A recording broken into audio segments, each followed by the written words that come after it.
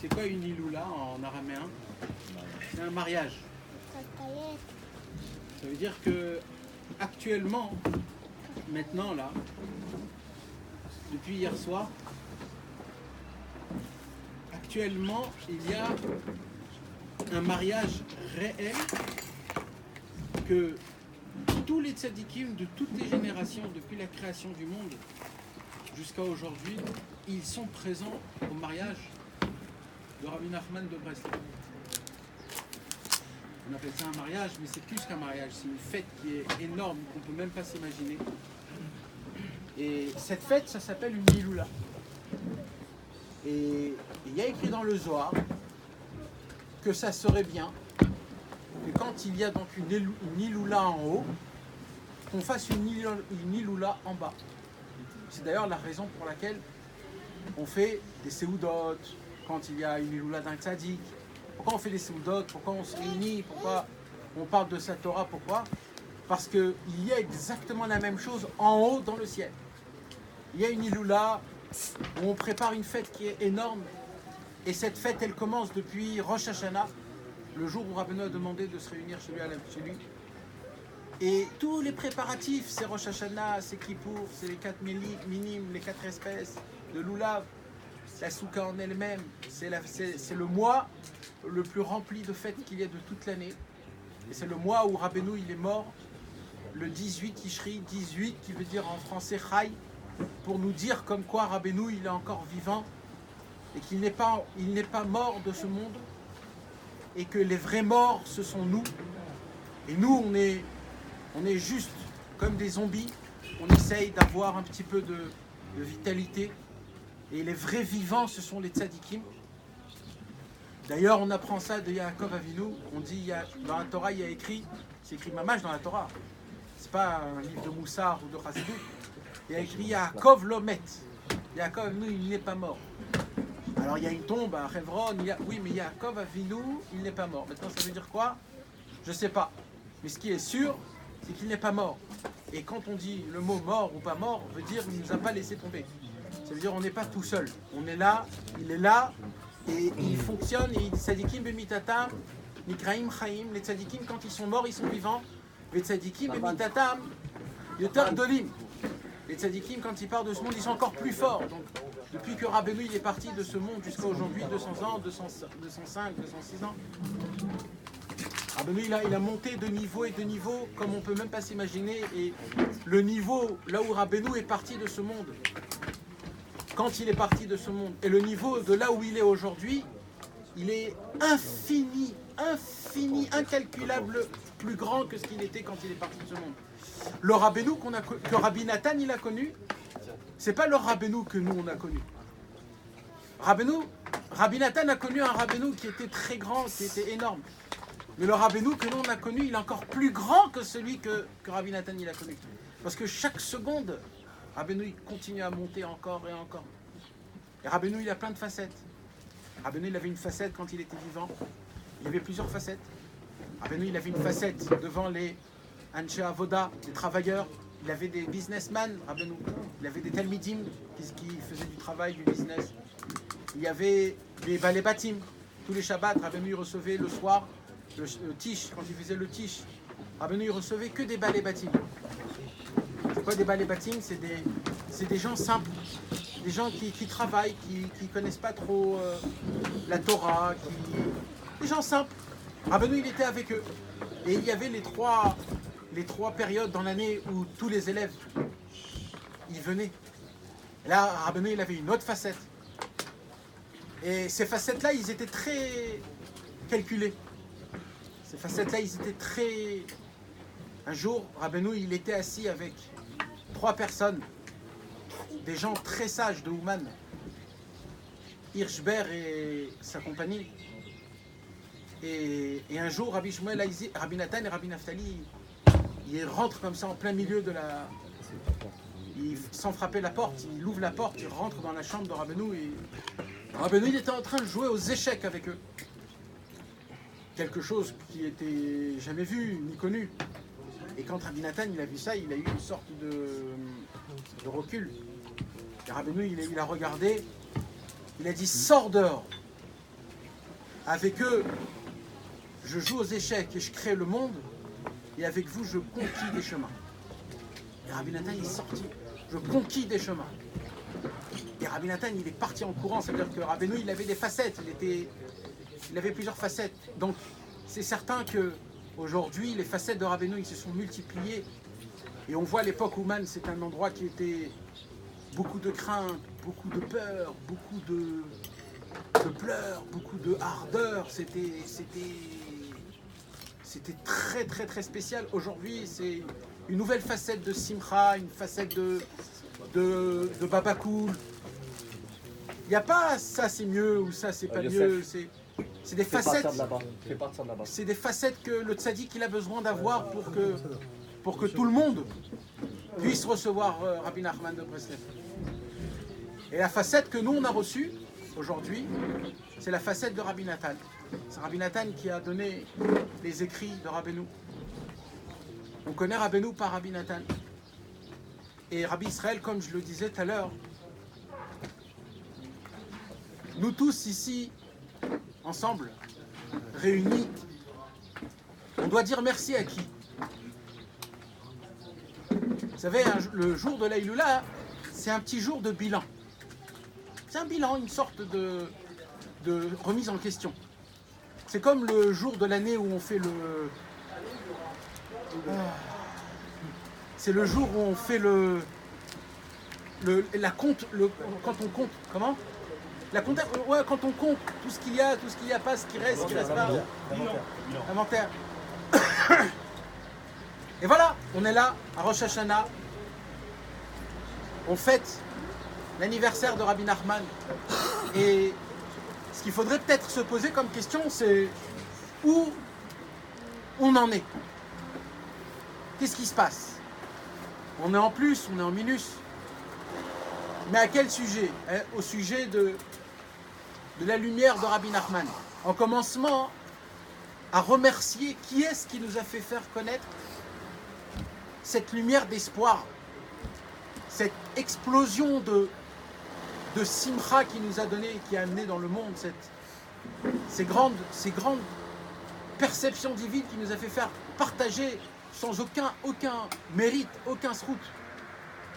Mais quand même on les a eus. C'est qui, à qui on devrait remercier?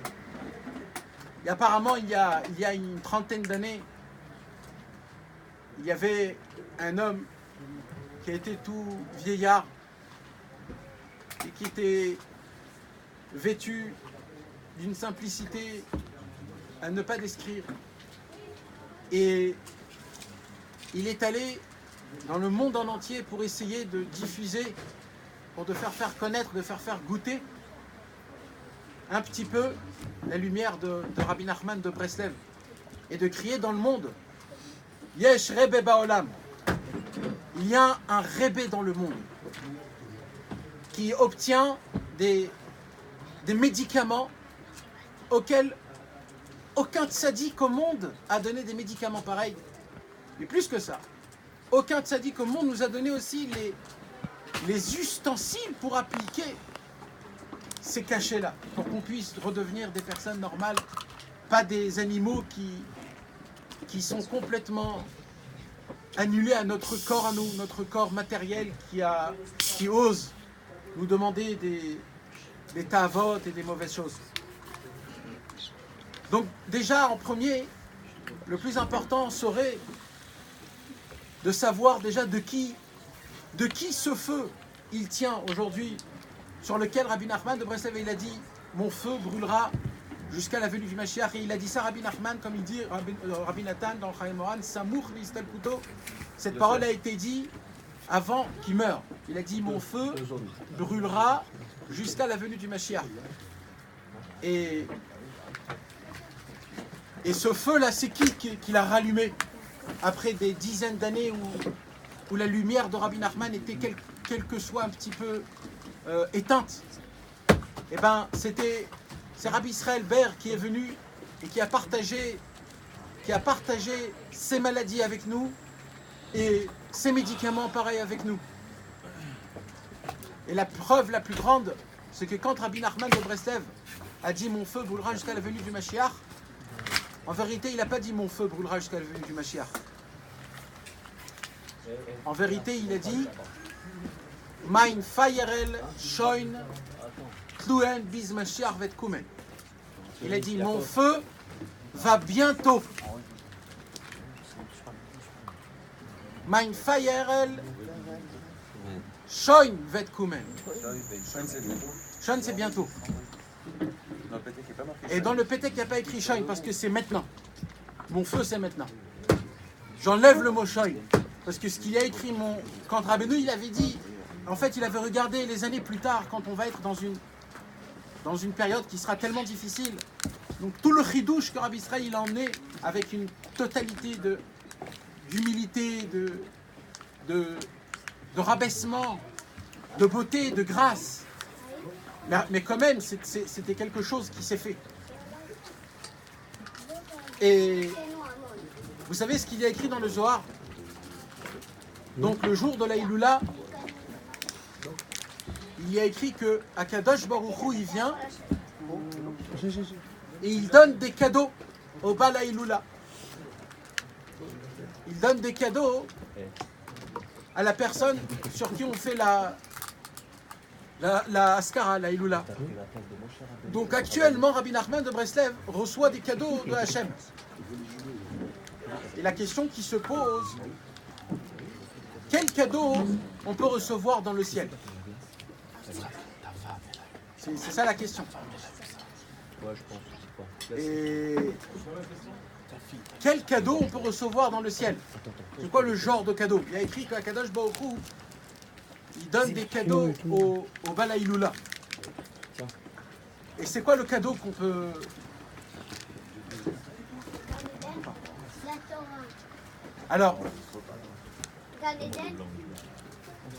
Alors, il y a écrit qu'en fonction de ce que le tzaddik a fait dans sa vie, par rapport à ça, Akadosh Baruch Hu, il donne des cadeaux à ce tzaddik-là.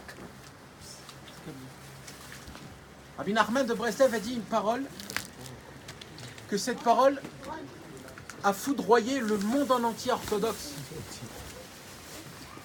Rabbi Nachman, je ne sais pas si encore une personne au monde a compris cette parole, même dans son sens simple.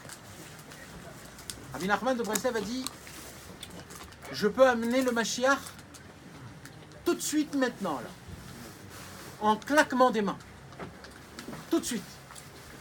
Le Mashiach il vient, le temple il descend, et c'est fini. Et Rabbi Nathan il a dit, mais j'ai préféré autre chose. J'ai préféré plus fort que ça. Ah bon, il y a plus fort que ça?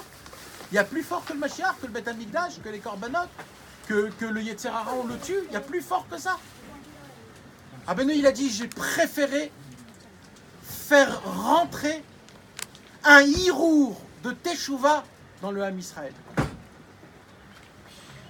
J'ai préféré faire rentrer une pensée de Teshuvah à chacun des Juifs. Et ça, c'est encore plus haut que tout, il a dit Rabbeinu. Rabbeinu, il n'a pas dit qu'il va... Ce qu'il attend, c'est des tzadikim gmourim. Rabbeinu, il a dit, mon travail, c'est de semer une reine en chacun des Juifs, une pensée de Hirour Teshuvah, que cette pensée-là, elle va... comment on dit? Elle va se décomposer jusqu'à qu'elle va pousser petit à petit et elle va créer en nous ma mâche, la volonté, jusqu'à qu'on deviendra tous des tzadikim.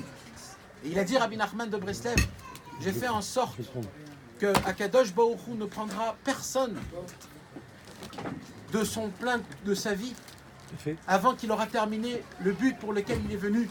Donc en fait, Rabbi Nachman a tamponné un tampon sur un tampon que au moment où il nous a pris en charge, c'est jusqu'à la totalité de la chose.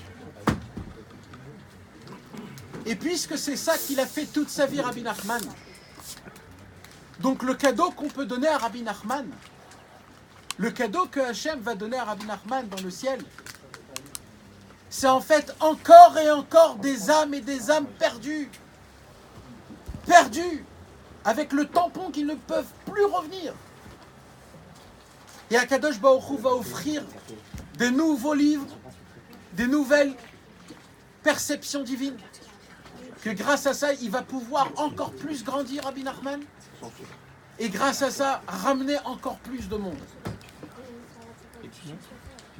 Et si nous, on voudrait être associés à ce cadeau-là pour donner à Rabbi Nachman avec Hachem, ça serait de chacun de prendre sur soi-même, de ramener encore et encore des personnes chez Rabbeinu, avec des livres, de leur donner des livres, de leur parler de Rabbi Nachman, de leur faire découvrir personnellement le travail que Rabbi Nachman a fait avec nous tous.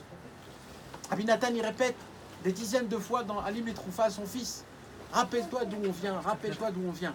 On a tendance, chacun, nous tous ici, à se rappeler d'où on vient, mais quand on dit à l'époque, tu te regardes en fait quand tu es devenu religieux. Tu y comptes pas trop l'époque, les époques. Mais en vérité, il ne faut pas qu'on oublie du tout ça.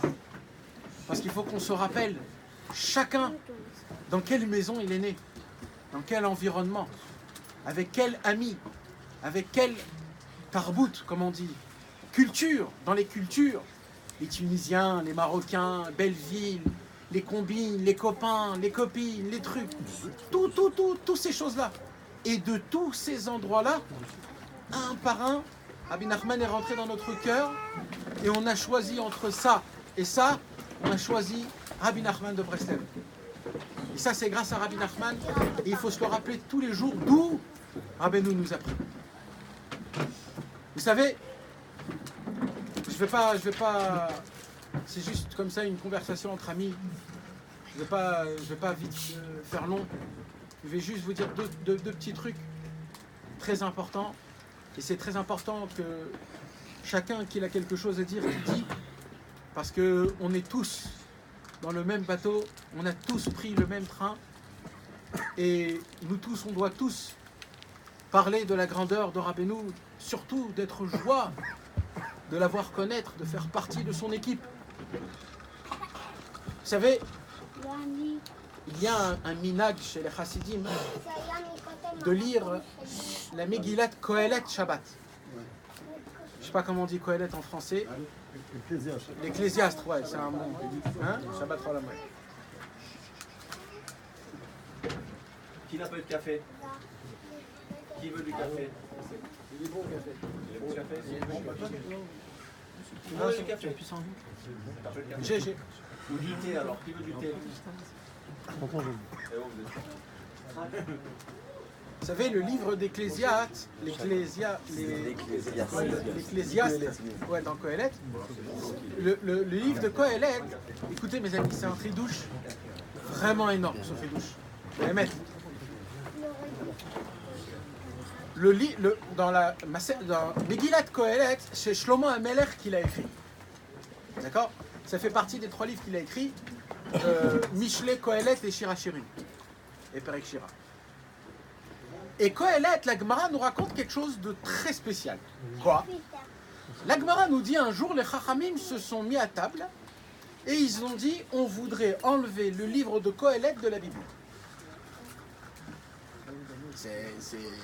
C'est du jamais vu, hein, croyez-moi. Comment, pourquoi, qu'est-ce qui se passe? Alors, les Chachamim, ils disent, parce que le livre de Kohelet, l'Ecclésiaste, il y a là-bas des paragraphes qui sont Sotrim Z, c'est comment on dit qui se contredisent l'un à l'autre. Et en plus de ça, dans le livre d'Ecclésiaste, si on ne le lit pas avec les explicateurs, les commentateurs de la Torah, on pourrait aller comprendre que on peut aller faire la vie, la belle vie. Parce que là-bas, par exemple, il y a écrit Echol ve'shte ki machar namut. Là-bas, il y a écrit mange et bois, car demain on va mourir. Alors, on a un petit peu tendance à croire comme si que, en fait, Shlomo, il nous dit allez, vas-y, frère, va kiffer. Ouais, fais kiff. Et plein, dans Kohelet, il y a plein de trucs comme ça. Maintenant, c'est sûr que Shlomo, c'est pas ça qu'il a parlé, mais ça a été écrit de cette manière-là. Alors, comme ça crée des questions, alors les Chachamim, ils ont dit, peut-être qu'on enlève Kohelet du Tanakh. Et c'était une grande discussion, parce que c'est qui a fait le Tanakh? C'est Ezra Sofer. Un Tana, il ne peut pas venir et enlever ce qu'un Ezra Sofer il a constitué. Donc c'était une vraie question. C'est Mamash. Moi aussi, il croyait que c'était un livre qui a été écrit par le chef. Ben, je ne sais pas si c'était ça d'Afka le Inyan. Le Inyan, c'était les questions. C'est parce que c'est rempli de timios, de questions. Alors il y a écrit des contradictions, des questions. Alors il y a écrit comme ça que les Chachamim, ils se sont assis longuement, ils en ont parlé. Et en fin de compte, ils sont arrivés à trancher que Kohelet reste dans la Bible. Pour quelle raison? La Gemara, elle dit, pour la raison que le commencement de Kohelet et le début de Kohelet, ça reste dans la ligne de la Torah et des mitzvot. Donc si le commencement et le début, la fin, pardon. Si le commencement et la fin, ça reste dans l'encadrement de la Torah et du travail personnel, du avodat atzmi, alors c'est pas grave. Et là, mes amis, il y a une très grande question que tous les Mefarshim posent. Parce qu'au début, à la fin, c'est bon. Alors, le milieu, tu peux faire ce que tu as envie. Et c'est quoi cette réponse? Qu'est-ce qu'ils ont compris? Et il y a écrit là-bas, tout le monde, ils ont dit, ah, ok, super. Ça veut dire, mais vous avez compris quoi? Que parce que le début et la fin, il est bon. Alors, on s'en fout que le milieu, il est pas bon? Entre parenthèses. Et ça, c'est une question vraiment que chacun réponse. Il donne réponse d'après le marcha, etc., etc. Mes amis, j'ai lu dans un livre L'écouter Even, Rabbi Ephraim, le fils de Rabbi Naftali, il a dit un chidouche énorme. Il a dit, venez, on essaye d'étudier ça en approfondissant. Il a dit comme ça. C'est quoi le commencement de Kohelet?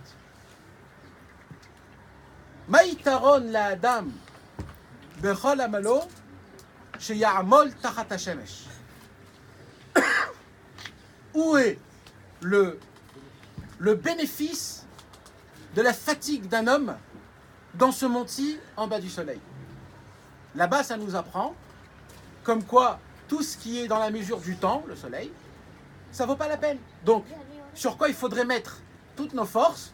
Ce qui est au-dessus du soleil, ça veut dire au-dessus du temps, c'est la Torah.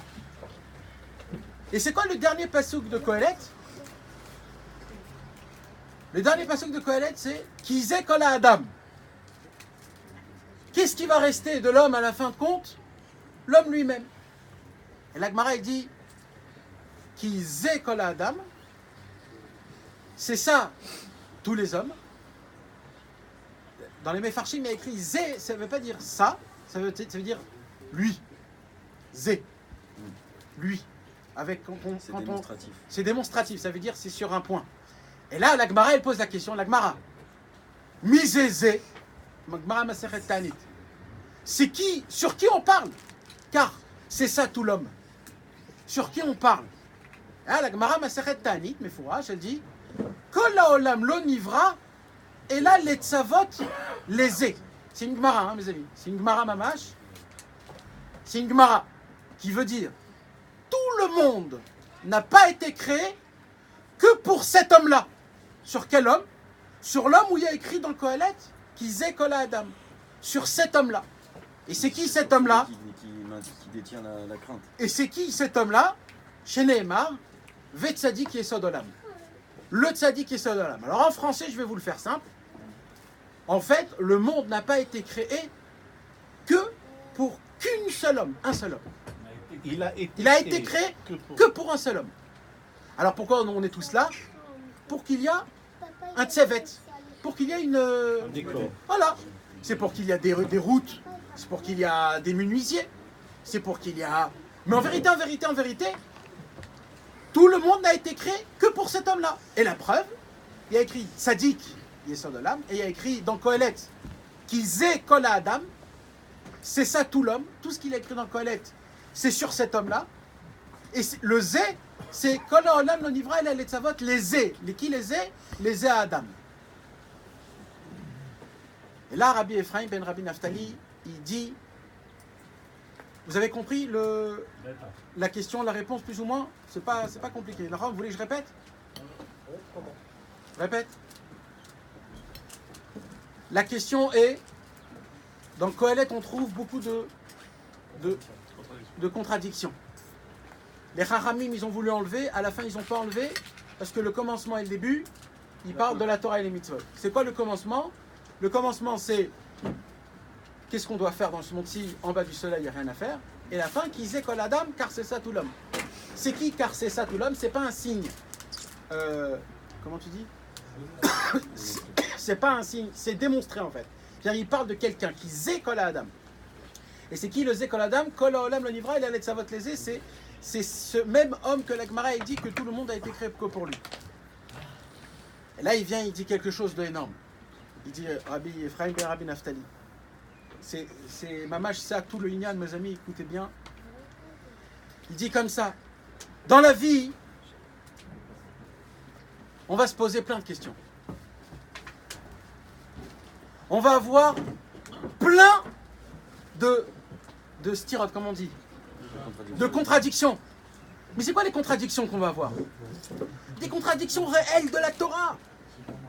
Des contradictions que tu pries pendant des années sur quelque chose et c'est pas que t'as pas, c'est que ça empire et ça empire. Tu comprends pas, ça fait des années que tu te rapproches, ça fait des années. C'est compliqué. T'as beau essayer de tout faire. Tu fais tout comme c'est écrit dans les livres et il n'y a rien qui se passe. Jusqu'à qu'il y a même des gens qui te disent des torotes comme quoi il y a une Astara.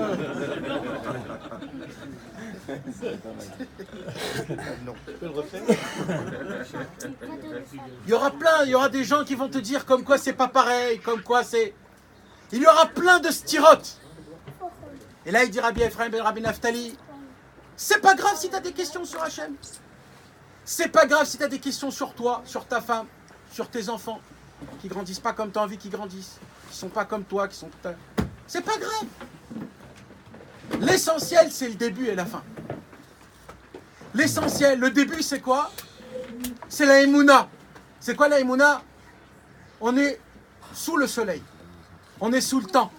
C'est du va et du vient dans ce monde-ci. Et la fin, c'est quoi? Le dernier passouk de Qohélet. Qui kol Adam. Ça veut dire quoi?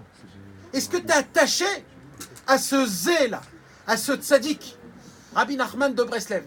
Si tu as ces deux points, alors c'est pas grave si tu as plein de questions. Parce qu'en fin de compte, tu restes un livre Kadosh, Qohélet. Même si dans Qohélet, il y a écrit des choses qui sont, au premier regard, à des kiffs, à des ta'avot, à des mauvaises choses. Toi, tu crois que tu fais des mauvaises choses, mais tu fais pas de mauvaises choses. Pourquoi? Parce que tu as le premier et tu as le dernier. Tu as le premier, que tout ce monde-ci, c'est un monde qui est temporaire. Et tu as la fin, qui kol Adam, c'est que tu es attaché au tzaddik. Et Rabbi Nachman de Breslev, il a fait le serment plus qu'une fois. Il n'a pas arrêté de le crier, et de le crier, et de le crier. Arrêtez de vous tracasser. Je marche devant vous. Appuyez-vous sur mes forces. Mes épaules sont très larges. Je suis fait pour qu'on s'appuie sur moi. Ne vous tracassez pas. Vous avez de quoi être joyeux toute votre vie. Comment le monde ne vienne pas vers moi et qu'il ne voie pas ma lumière? Tous les centaines de paroles que Rabbi Nachman a dévoilées, des paroles que le monde, il tremble en disant comment c'est possible de dire des paroles pareilles. Mais oui, Rabbeinu le dit, parce qu'il faut qu'on le sache. Il faut qu'on en parle, il faut qu'on le sache, comme quoi c'est lui le plus fort. C'est lui qui a tous les médicaments. Et tout dépend que par lui. Et ne croyez pas, mes amis, que nous, on est déjà dans la marmite. Nous, encore plus, les Chassidei Breslev, encore plus, on doit se renforcer dans la Emouna. Parce que c'est avec nous que le combat se passe. À l'armée, on n'envoie pas des gens nuls. On n'envoie pas des gens faibles. À l'armée, on envoie des gens qui savent se battre, qui savent se battre. Donc, c'est sur nous que ça va se passer, ces paroles-là. Que ça va être difficile, comme dans Qohélet. Il y a plein de questions, tu comprends pas. Il y a écrit comme ça et ça se fait pas. Comment c'est possible? Je prie comme ça et ça se fait pas. Comment c'est possible? Ça fait 15 ans qu'on voyage à Ouman, je suis pas devenu un ange. Comment c'est possible? Plein de questions. On étudie, ça fait des années, on termine encore le livre et encore une fois, et on reprend, et on a toujours la Emouna que Bezrat Hashem. Le problème, c'est qu'on ne sait pas. On ne sait rien. Un jour, Rabbeinu, il a dit Gadol Hashem ve'en yodim klal. Vous savez cette parole? Rabbeinu l'a répété une dizaine de fois. C'est écrit dans le Sichot Haran, c'est écrit dans Chaim Moharan, dans l'Ikouté Moharan, dans Alim les Troufa, dans l'Ikouta Alachot, des dizaines de fois. Un jour, on a fait un cours où on a montré tous les endroits où Rabbeinu il a dit En yodim klal. Rabbeinu, la personne qui avait la connaissance la plus grande, elle a dit on ne sait rien. On ne sait pas c'est quoi la vraie volonté d'Hachem. On ne sait pas c'est quoi, on ne sait pas. On est là, perdu. Mais on est ma'amine que on écoute un tzaddik. Il nous a demandé de monter dans le TGV, le train numéro 14 à midi et demi. Malheur à l'homme qui se pointe à la gare et qu'il essaye maintenant de regarder le train, comment il va vite, les roues, l'essence. Tu crois que je monte ou je monte pas dans le train? Mais espèce d'imbécile, si tu vas encore essayer de regarder comment il fonctionne le train il va se barrer. On te demande qu'une seule chose, tu montes dans le train. Dès que tu es monté dans le train il trace. C'est plus toi qui trace, c'est le train qui trace. Toi, tu dois juste monter dans le train. Maintenant, dans le train, il y a des wagons. Il y a wagon pour les pauvres, il y a pour les riches et pour les extra riches, et ainsi de suite. Ça dépend où on veut être asseoir, au business class, au first class. Il y a classe D, classe F, classe Z. Il y a plein de classes dans le train spirituel. Il faudrait maintenant monter dans le train. Et quand on a ce point, ces deux points, la Emouna de Hachem Yitbarach, que ce monde il est temporaire, quand on a la Emouna du tzaddik qui s'occupe de nous tous les jours, que tous les jours il travaille pour nous, que tous les jours il fait en sorte qu'on se rapproche un peu plus de Dieu, qu'on puisse voir notre vie d'une manière remplie de foi, d'abondance, de bonnes choses, triovi, que ça soit d'une manière positive. Alors là, c'est autre chose. Quand on vit de cette manière-là, alors comme ils disent les Chachamim, Kohelet peut rester dans le Tanakh. Alors, le livre d'Ecclésiaste peut rester dans le livre des Tanakh. Mais si Chas Veshalom, tu te poses des questions et tu crois qu'il n'y a pas de réponse, alors là, il faut enlever Kohelet du Tanakh. Là, c'est grave. Et vous voulez savoir quelque chose? Dans la Gemara, dans la Mishnah Masechet Souka, il y a écrit comme ça. Il y a écrit un homme qui a créé une souka sur une souka. Ça serait quoi la halacha? La souka d'en bas, elle est cachère ou elle n'est pas cachère? Normalement, elle n'est pas soule. D'accord? Là-bas, il y a une marloquette. Rabbi Yehuda, il dit s'il y a des gens en haut, s'il n'y a pas des gens en haut, s'il y a des gens en bas, s'il n'y a pas des gens en bas. Et tout le monde parle de la marloquette de Rabbi Yehuda, mais personne parle. C'est quoi une souka sur une souka? Mais comment on peut faire une souka sur une souka? Une souka sur une souka, ou sur quoi ils vont marcher les gens? La souka d'en haut? Personne se préoccupe de ça. Alors tout le monde dit admettons. Et on n'admet pas. Une Mishnah c'est fait pour Tachlé, c'est pour. Comment c'est possible une souka sur une souka? Alors là, l'Acha elle dit que une souka sur une souka, la souka d'en bas elle est pas soule. Vous savez mes amis, j'ai lu un chidouche sur le Baal Shem Tov exceptionnel. Le Baal Shem Tov il dit à Yom Kippour, le jour le plus grand et le plus haut, le Kohen Gadol, l'homme le plus grand de tout le peuple, il rentrait un tout petit moment dans le Kodesh HaKodashim d'une peur exceptionnelle et tout de suite il sortait. Et Rabbeinu il dit c'est le temps le plus haut, l'homme le plus haut, l'endroit le plus haut. Les trois fondements. Et le Baal Shem Tov il dit, et vous savez, quand il ressort, qu'est-ce qu'il fait le Kohen Gadol? Tout de suite, il enlève ses habits et il se trempe au mikvé. Le Baal Shem Tov il dit, tu te trempes au mikvé après le Kodesh HaKodashim?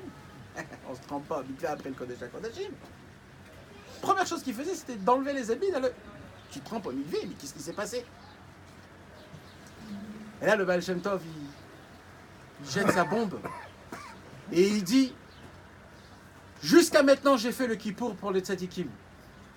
Maintenant, je vais faire le kippour pour les Rechaïm. Et le kippour pour le Rechaïm, il faut que je me trempe au mikvé. C'est quoi la seule mitzvah qu'on fait avec tout le corps? C'est le mikvé. Tu fais rentrer tout ton corps dans le mikvé. Le Baal Shem Tov, il dit, vous voulez savoir c'est quoi Souka, Soukot. En fait, Soukot, c'est le Kodesh HaKodashim où tout le Ham Israël, il peut rentrer, dormir, manger, faire tout ce qu'il veut. Mais c'est compté comme le Kodesh HaKodashim. Et nous, on n'a pas l'impression, on ne comprend pas ce que ça veut dire. Le Kohen, pour rentrer dans le Kodesh HaKodashim, c'était une préparation de quelques semaines plus tard. Mais ce qu'il a fait sortir le Kohen Gadol, c'est de créer un Kodesh HaKodashim, mais pour tout le monde. Et la Souka, c'est mamash le Kodesh HaKodashim. Donc la Souka équivalent au Tzadik. L'explication la plus simple, une Souka sur une Souka, c'est... On a tous le devoir de se rapprocher des Tzadikim. Et la preuve, c'est la Souka, c'est le Tzadik, et on rentre sous le Tzadik. On doit rentrer, il y a écrit, avec ses pieds, avec ses habits. Il faut qu'on rentre avec tout ce qu'on avait à la maison, tout dans la Souka. On doit tout faire rentrer chez le Tzadik, tout. Nos habits, dormir, manger, s'amuser dans la Souka. Tout, on doit le faire avec le Tzadik. Mais quand tu découvres une Souka plus haut que ta Souka, quand tu découvres un Tzadik qui était plus haut que ton Tzadik, ta Souka, elle devient Pasoul. Ton Tzadik, il devient Pasoul. Parce que c'est comme ça. Il faut que ta Souka, elle soit la plus haute. Il ne faut pas qu'il y ait quelque chose au-dessus de ta Souka. S'il y a quelque chose au-dessus de ta Souka, elle devient Pasoul. Et c'est que comme ça qu'on peut expliquer c'est quoi une Souka sur une Souka. Quand on explique que la Souka, c'est le Tzadik. Et que quand quelqu'un il découvre qu'il a attaché un Tzadik, mais qu'il a découvert qu'il y a un Tzadik encore plus grand que son Tzadik à lui, il doit tout de suite jeter cette Souka. Et il doit y aller dans la Souka la plus grande. La plus haute, celle qui est au-dessus de lui. Parce que pour des gens malades comme nous, on a besoin des docteurs très grands comme nous. Alors Bezrat Hashem, en ce jour joyeux qui appartient à Rabbeinu Mamash, et on est même dans la paracha où Moshe Rabbeinu aussi part, Vezot Abracha Asher Natan Moshe et Bnei Israël. C'est là où Moshe il bénit le peuple juif. C'est là où Rabbeinu aussi il nous bénit tous. Bezrat Hashem, des bénédictions bien sûr, qu'on puisse évoluer, multiplier, tripler, quadrupler dans la Vodat Hashem, dans le rapprochement des gens, en faisant connaître le tzaddik, en faisant connaître la lumière de Rabbeinu. Mais la vraie lumière, la lumière de l'espoir, la lumière de la possibilité, la lumière de la volonté, la lumière de l'amour. Les dernières paroles de Rabbeinu, c'est In tarziku tatzmechem beyachad, bevadai tamshichu tielechem. Quand Rabbeinu il allait presque partir, Rabbi Nathan il a dit à Rabbeinu, comment vous partez? Comment vous partez? Vous nous laissez tous. Rabbeinu il a dit, si vous allez tous, vous allez, comment on dit? Renforcez vous allez tous vous renforcer au fait que vous allez tous ensemble, en amour, sans juger personne, en recevant chacun comme il est. Et c'est comme ça. Alors c'est certain, il a dit Rabbeinu, que je descendrai vers vous. C'est certain. Parce que Rabbeinu, il veut qu'une seule chose, qu'on soit tous ensemble, qu'on s'aime, qu'on s'adore, qu'on se reçoit malgré tout ce qu'on a, malheureusement tout ce qu'on a. Et qu'on se supporte, parce que Rabbeinu, il nous supporte, et croyez-moi, le pauvre, tout ce qui nous supporte. Nous aussi, on doit se supporter tous. Et Bezrat Hashem, qu'on puisse augmenter tout et multiplier toutes ces choses, toutes ces bonnes paroles qu'on a parlé, tous ensemble, dans l'ardou, dans l'amour et dans la simcha tout le temps. Et surtout en bonne santé, Bezrat Hashem. Et une bonne parnassa. Et tout ce qui va avec, la shlom bayit, la maison, tout ce qu'on a besoin, Bezrat Hashem. Et nos enfants, et tout, Bezrat Hashem. Rabbeinu,